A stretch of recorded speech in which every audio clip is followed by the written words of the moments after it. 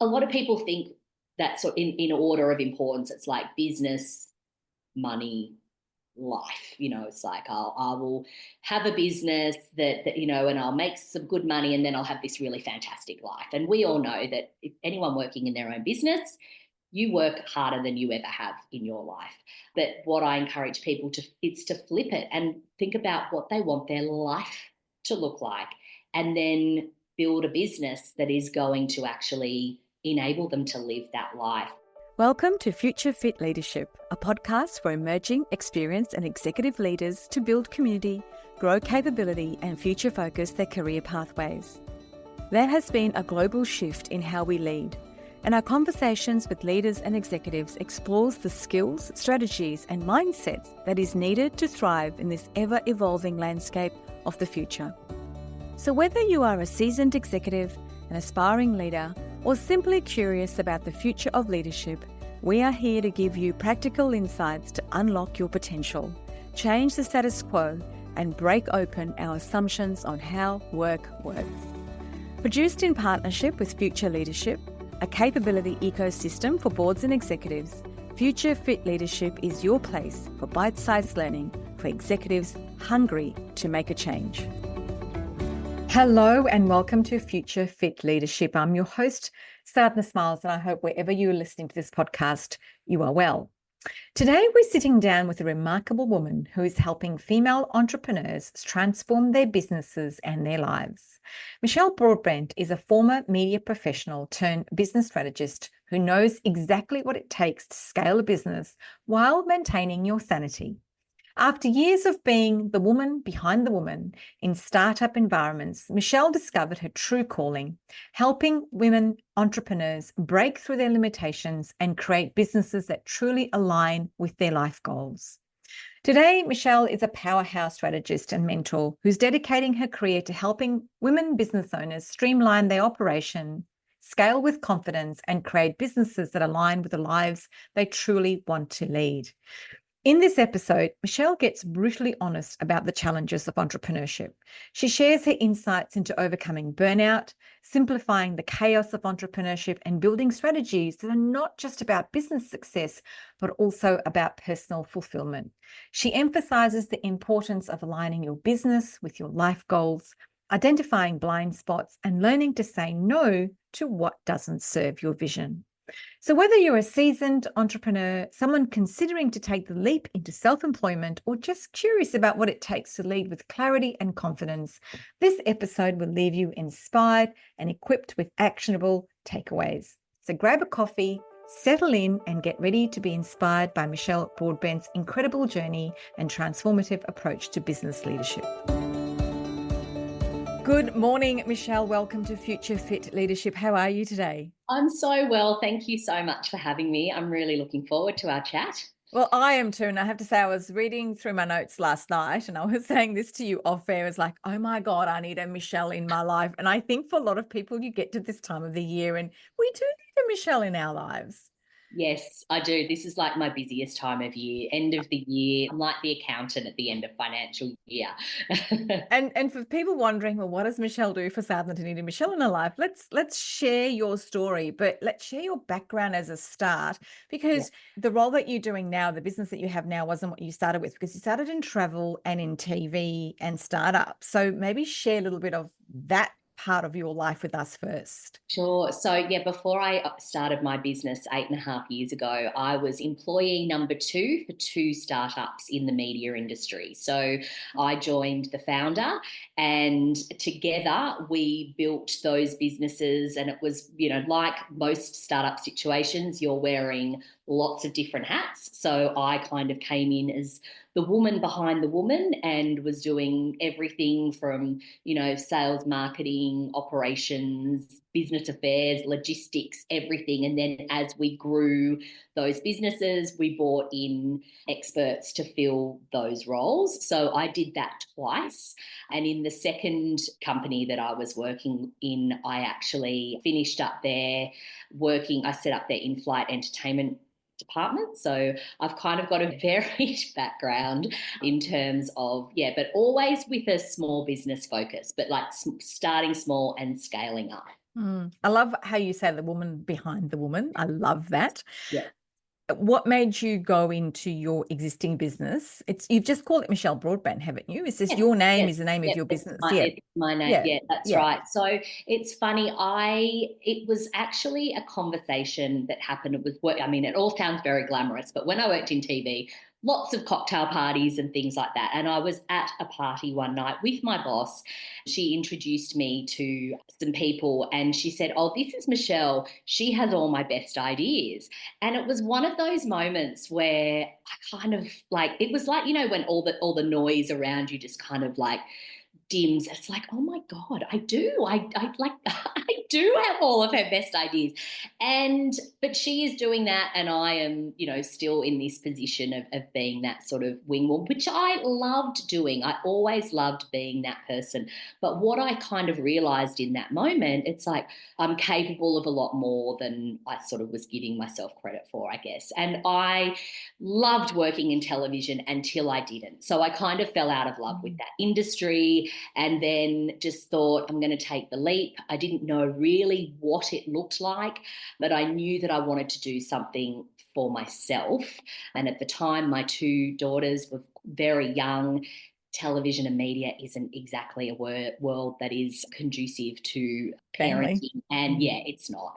I think it's probably improved since I left, but I still think that, and particularly with what I was doing, I was traveling a lot. I was away. I was missing things. So I just wanted to be doing something that was in my own terms. But because I was so almost institutionalized, because I'd Mhm. worked in that industry for 12 years when I left, I didn't know what I was really outside of working for somebody else. So I actually engaged the services of a coach, a really fantastic coach, and she helped me identify what my value was to other people outside of being an employee. So you've landed on helping women entrepreneurs Yeah. elevate and scale their businesses. Before we go into some of how you do that, I'd love to know what were some of the pain points that you experienced, because we all love to talk about the great things. Like, and I mean, we've all been to conferences and people get on stage and always talk about the good stuff. But I'd love to hear some of the pain points that you experienced in your business when you were scaling up to where you are today. Sure. I don't, you know what? I don't think I've ever been asked that question about me. So it's often like, what are the pain points that you see in other people's businesses? But it's like, what did I experience? So, Sadhana, I think the biggest one for me was that repositioning of myself, that Mm. almost like re-identification, because I was always, as I said, that person behind the woman. So I was like the stage mum almost. It was like, I was happy to push them out into the spotlight. I was happy to do all the heavy lifting around them to make their lives easier. But then it was like, oh God, I need to be the one to actually step into, and it sounds a bit wanky, but like, step into the spotlight and actually like have to sell myself Mm. and present myself as this sort of fully formed person without, and at the time, particularly at the beginning, I didn't have a Michelle. Well, I still don't have a Michelle, but I didn't have someone behind me who was helping make that happen. So that was a huge thing for me to actually, sort of put my big girl pants on and put myself out there. And look, I have to say the landscape was a lot different to what it is now when I did start. I think I felt like, yeah, with all the sort of social media algorithms and the things that do challenge people in that regard, I felt like it was probably a lot easier at the beginning for me. But in terms of other pain points as well, it was not knowing what I didn't know. So it was all well and good to be doing stuff for other people, particularly when I had other people's money to spend and all of that sort of thing. But just going from employee to business owner was a big leap. Mm. Just maybe give our listeners an insight of exactly how you work with these female entrepreneurs. So when I started, I was still I was very hands-on. So I was still very hands-on in my client's business, almost like as an operations manager, business manager sort of role. And then after a couple of years, I realized that I'd essentially just recreated what I was doing in my former roles. And I didn't love so much the hands-on, but what I loved was more the strategic planning side of things. So helping people to see their potential, see what's possible in their business, identify those blind spots, simplify and streamline their business so that they are building the business that they actually want to be building, not this monster that a lot of them have created. And that's sort of when they come to me, it's like they're in pain because they've created these beasts of a business that are just completely out of alignment with who they are and what they want to be doing with their lives.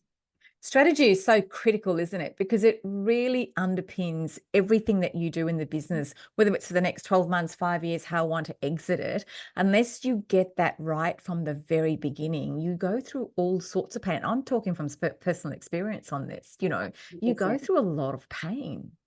You do, and I see this all the time, and I think I do work with a lot of accidental entrepreneurs. I work with women who maybe started, they left a corporate job, they might have done some consulting, or they might have gone freelance in a creative space, and then all of a sudden they have these businesses, and they're really, really good at their craft. They're really fantastic at what they do, but they don't know anything about running a business. And how would you? I think a lot of what we are shown is there's a lot of smoke and mirrors, and it's like actually the reality is a lot harder and a lot more complicated than people realize it is when they start out.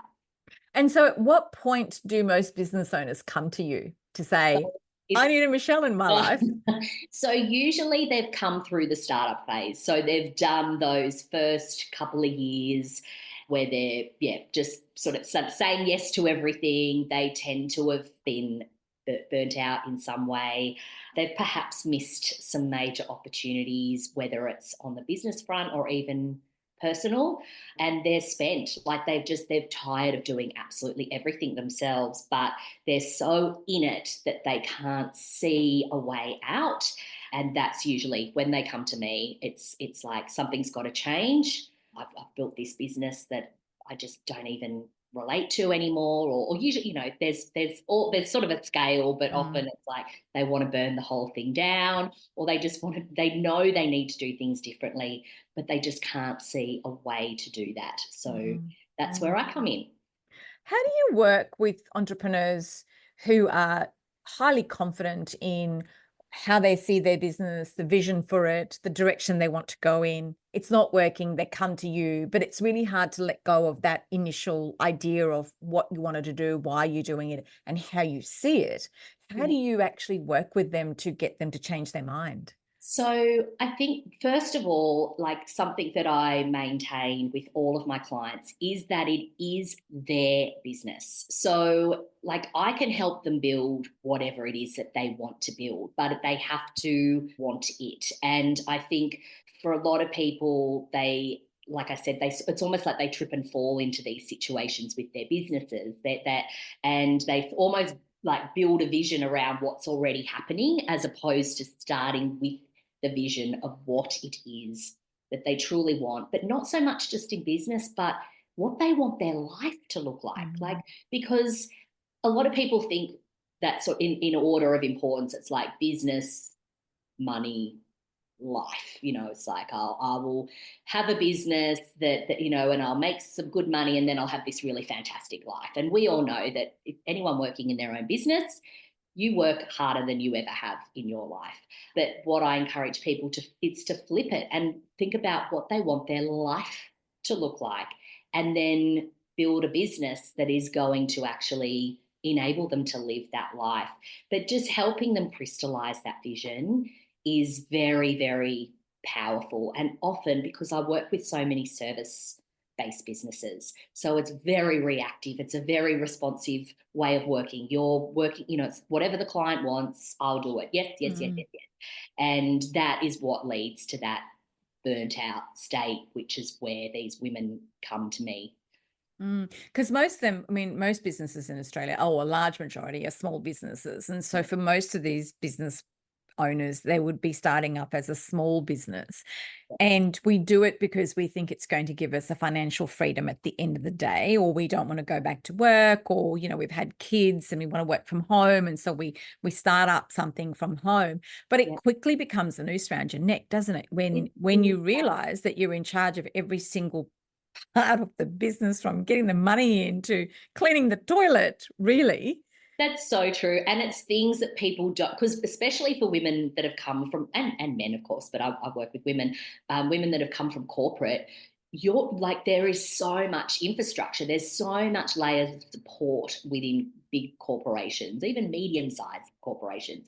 So things like, oh God, there was a magic fairy that used to just like post those things out for me, or even like diary management and appointment setting and sending invoices and chasing money and all of those things that people have never had to do before until they run their own business. And it is one of those things where, I mean, you learn so much as you are going along. And often people can be doing things in a really inefficient way and not realize it. Mm. How do you work out what the right opportunity is? Because one of the great things about starting up a business is opportunities come your way all the time. Well, you hope they do most of the time, or all the time. How do you assess which one is the right opportunity? Because you can't jump at everything. That's right. But that's where having the right strategy is so Mm. important. Starting from that vision, it's like, that's how that almost becomes the filter. It's like, is this opportunity going to lead me to that thing, End goal. Yeah. that end goal? Absolutely, yeah. Because that is one of the wonderful things that I love about the women that I work with, is that entrepreneurial spirit. Like, there is no shortage of ideas. Mm. There's often no shortage of opportunities, but it's knowing like which one is right for you, and just being really clear about what that end goal is what's going to help you. That'll Um, stop you from overcomplicating things as well, oh, because that is well, yeah. so easy Yes, to do. yes, absolutely. And look, curveballs come along. Like, think great things do.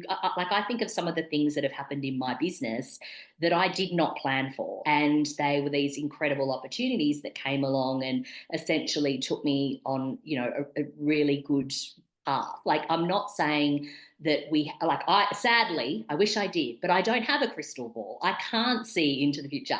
But I do, like, once people create that vision, I can absolutely help them work towards achieving that. Mm. So if you were starting a business today, or somebody came to you and said, "Hey, Michelle, I've got this great idea. I want to start this business up." What are some of the non-negotiables you would put in front of that person to say, these are just non-negotiables you need to start with?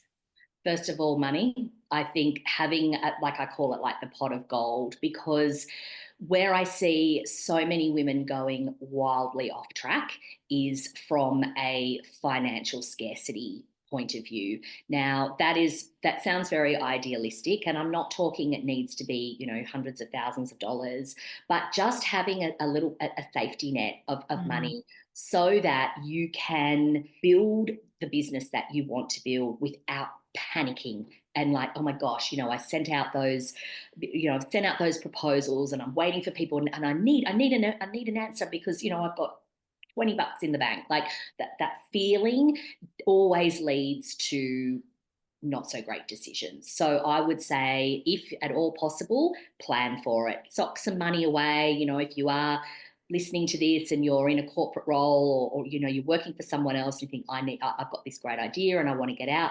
just start your buffer fund and try and have, even if it's sort of 3 to 6 months worth of expenses in the bank, just to give you that safety net. And, Mm. ideally you'll hit the ground running, and you'll succeed from the get-go, but it just gives you that safety.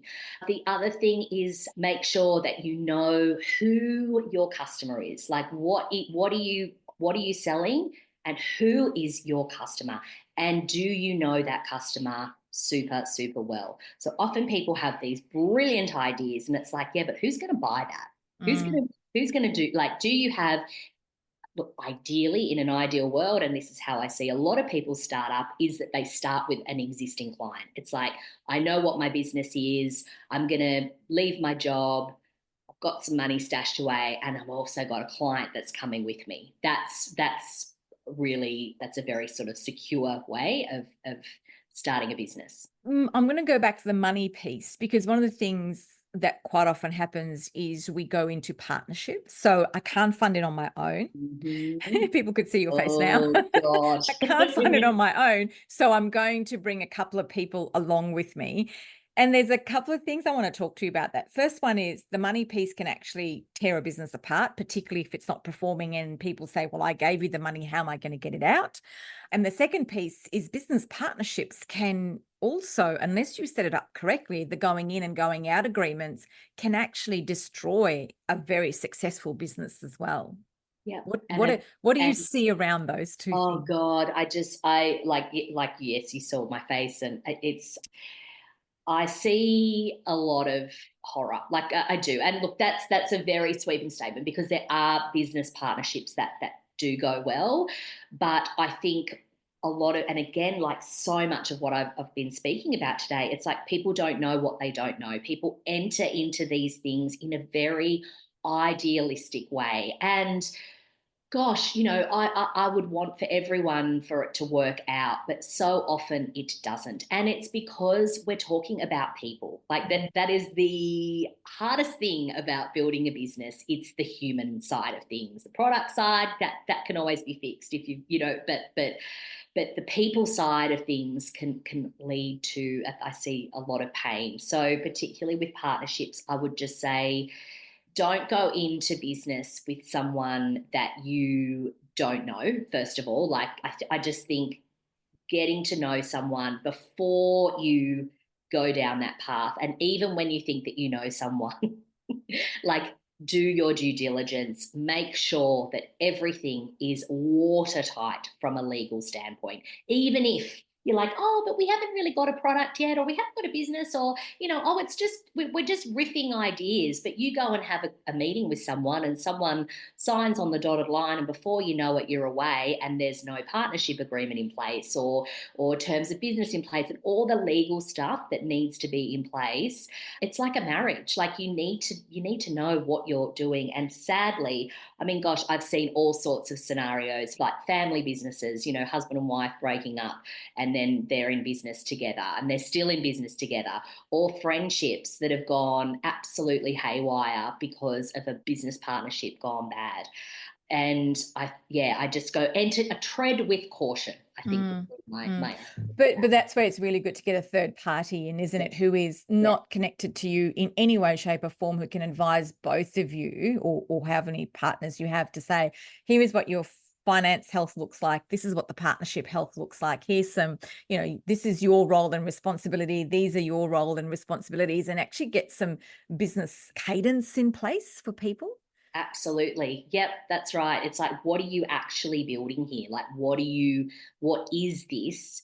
But yes, like I said, treading very, very lightly. Mm.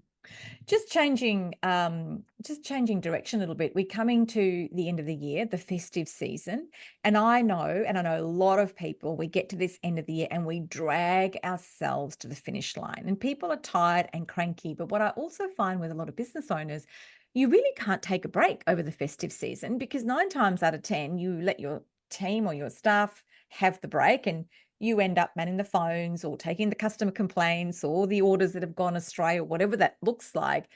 How do you advise business owners to take a break at this time of the year? So I am a huge advocate for people taking a break if they can. So this does not include seasonal businesses that Mm, are very dependent on this time of year, particularly, here in Australia with, tourism and retail businesses, product-based businesses, where this is the time of year that they make a huge amount of their revenue for the year. But I'm talking about businesses where, in the traditional sense, particularly if it's business to business, service providers is that you can take a break. And what it is, it's about the preparation. And even for people who are completely solo, who don't have a team, there is still a way of being able to switch off. I think it is essential for our success. And when people ask me, what is the key to success in business? It's like rest. You Mm. need to rest. You need to pace yourself and you need to rest. This is just as important as all the work that you do throughout the year building your business. Having time to just completely switch off. It's good for your body, your soul, but it's also good for creativity. And I cannot tell you how many times people will come back from a holiday or a break and be like, oh my God, Michelle, the solution to this problem that I've been stewing on all year, or this idea that it's been stuck in it, and it comes to them on a sun lounger somewhere, or sitting in an airport, or on an aeroplane, or on a long car drive, or whatever, because you're actually giving yourself the space of just nothingness, and from that comes brilliant ideas. So I would say to anyone who runs their own business, and the other thing is too, this is the best time of year to be doing it Mm. because everyone else is on a Doing the holiday same as thing. well. Yeah. Yes, yeah. And so, how do I plan for it? Because I know this because I run a small business as well, small real estate business. And, I know that doing that Christmas break and New Year break, if evidently I've had calls on Christmas Day saying my oven's broken. Oh, I've got a turkey or a chicken I'm about to put in and my oven's broken. yes. And I try and give the team a break during that time of the year and, try and take those calls. But then Mm, I also end up not having a break and I come back to work even more tired and cranky than I yeah. was before I went on leave. But what I have learned is to plan it in Yeah. and to just share the load with people. And it's actually okay to do that. That's absolutely. And I don't know who made the rule that the business owner has to be the one, especially when they've got a team, that has to be the one that foregoes the holidays. And I have this conversation a lot because a lot of the women that I work with, they support other women. So there's a lot of working parents and that are working in their businesses. And it's like, oh, well, I've let them have the holidays off, and then they're stressed out. And it's like, why are you doing it? Like, you could go and work for someone else. It would probably be a lot less stressful. Like, it's just, why are you doing this? And I think it comes back to what's that vision, what's that life that you want to be living. Now, I've got some clients who happily work during this period because they take the whole of July off. So they're like, well, I'll carry the load. So it's about planning. It's about planning with your team and communicating with your clients, suppliers, Mm. all those key stakeholders in your business, and letting them know, guys, we are closed. We're closed between, you know, Christmas Eve and the day after New Year's Day, or whenever it is. I know with real estate, it's tricky because of the property management elements, and there would be businesses that do have like actual emergencies.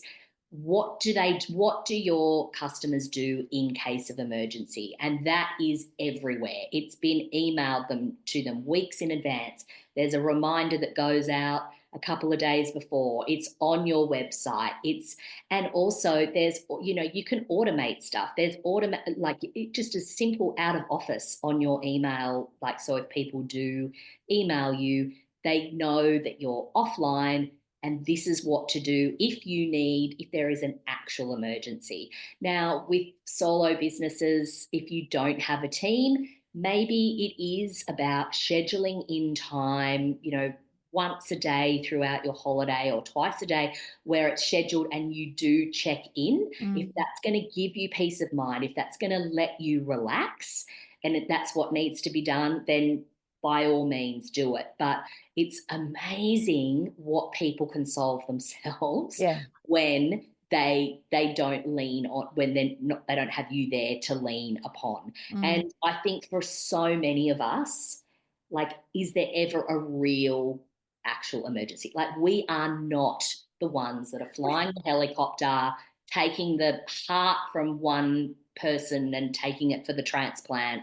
Like, we're not saving lives. And I think a lot of us think that we're way more important than and needed than we truly are. We Yeah. are entitled to have a break, and we should Yeah. take one. I say that all the time. We're not saving lives, Yeah. people. We're not saving lives, and nobody's going to die today, you know. No, no. And, if that, like, coming back to the broken oven, like, that's really unfortunate. But that happens in houses all All over the the time. country, whether they're rentals or owned by someone. So, yeah. So, Michelle, I know that if I came to you today and said, right, I need a Michelle in my life, you would work with me in 5 key areas of my business.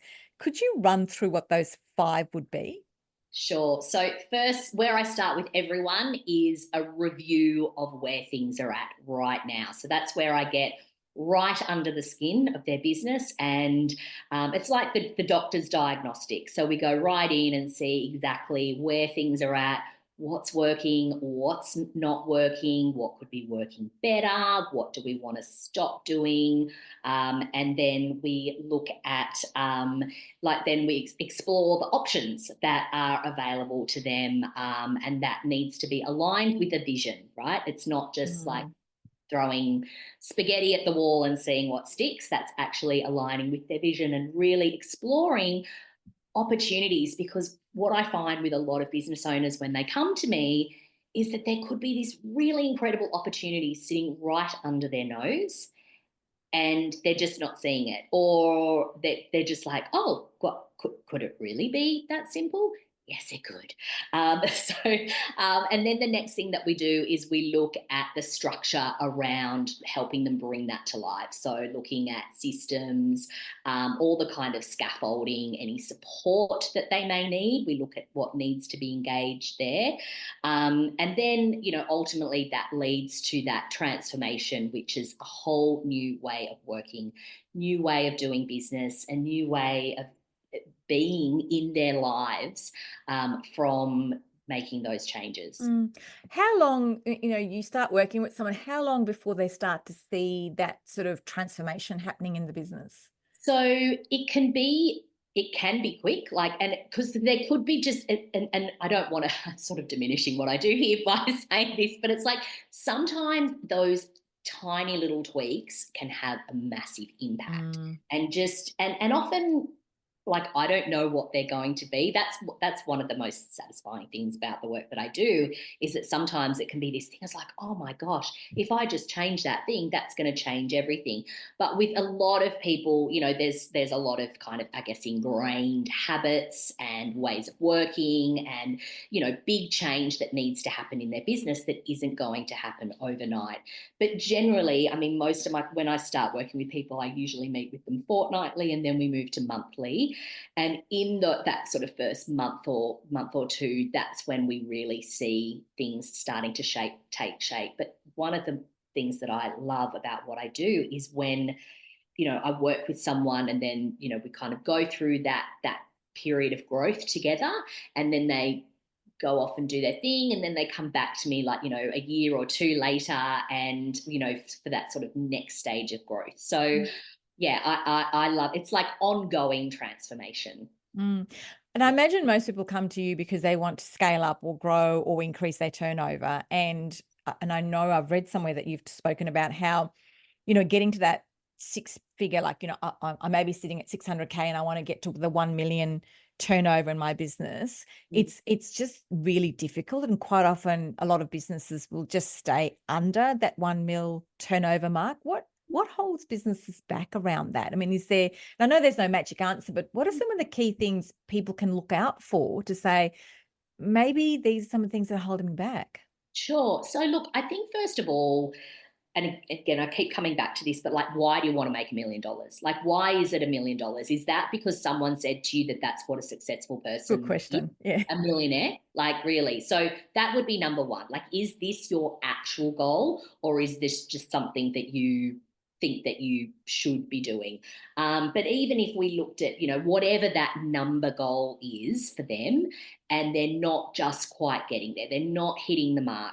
So there's a whole heap of mindset stuff that comes along with that, because people often coming back to even rudimentary things like pricing and what people think that they're worth, what people feel that their services are worth.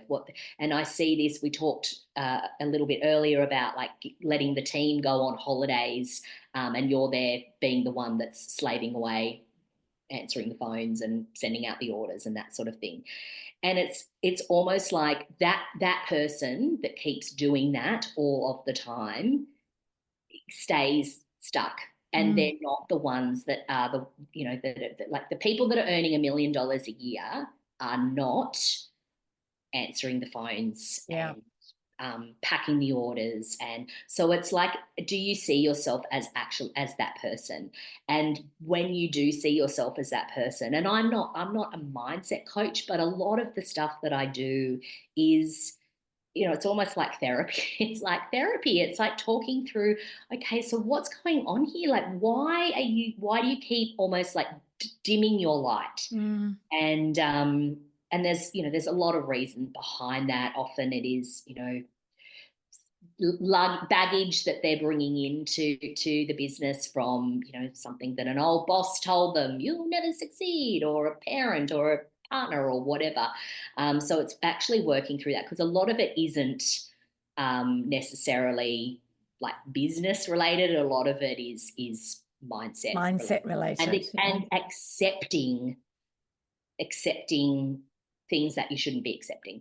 I want to talk about the accountability circle. It's probably a really good segue into that. And I read online, somebody described it as an advisory board, a personal cheer squad in tough times. And don't we all need that from time to time? What is the accountability circle, and how does it work? So accountability circles are small groups of female business owners who meet every month for half a day, and it's the same group meeting on the same day of the month every month, and we get together it's very structured session where we work through the things so we celebrate the wins and the woes, so the highs and the lows, and the challenges. We work through things together that might be that challenging each member. There's often like learning opportunities, personal development opportunities, but these are people that know you and your business on a really deep level. So I love connecting great women to great women.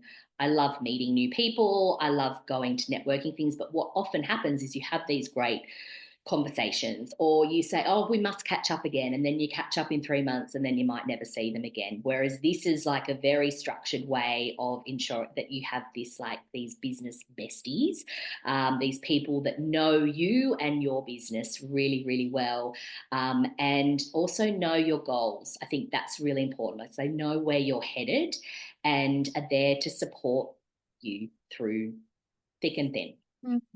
So, Michelle, if I was working in corporate and was thinking of jumping out and starting my own business, or I've been at home with kids and I don't really want to go back into the corporate world and want to start a business, or I have a business and I need a Michelle in my life, what's the best way for people to get hold of you? So best way to find me, I'm on LinkedIn. So you can find me as Michelle Broadbent on LinkedIn. But my website has all the information about me and working with me and about accountability circles. And my website is michellebroadbent.com.au. Michelle, thank you for your time today on Future Fit Leadership, and I will be in touch with you to have a further chat myself. Thanks so much. If you like what you've heard, please share, rate and review this podcast, and don't forget to share it with anyone who might benefit from hearing it. The producer of Future Fit Leadership is Maritza Barone from Guide Your Light Network. If you would like to reach out to me, please DM me on any of my social media platforms. I'm available for speaking at conferences or consulting to your business. Future Fit is created in partnership with Future Leadership, a capability ecosystem for boards and executives. If you'd like to join the community and receive a free takeaway each week, sign up to the Future Exchange app in my show notes. Thank you for having me in your space. This is a Guide Your Light network production, creating podcasts with purpose.